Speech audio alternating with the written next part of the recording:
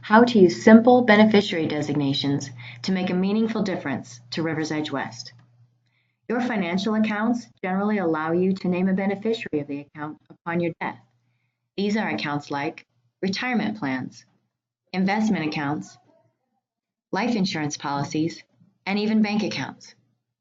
The process is simple. List your beneficiaries in the form provided by the account administrator. Designate each beneficiary's tax ID number and percentage or dollar share.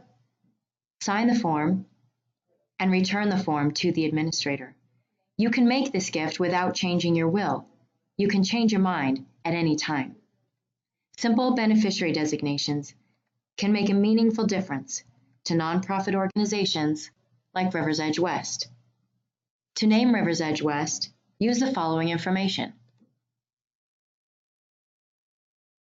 If you name us, let us know. We'd like to thank you and invite you to be part of our River Legacy Circle, a select group of individuals who have chosen to include RiversEdge West in their estate plans. In just a few minutes, without changing your will, you can create a lasting legacy and provide for the future of our mission. To learn more about naming RiversEdge West as a beneficiary, please contact us.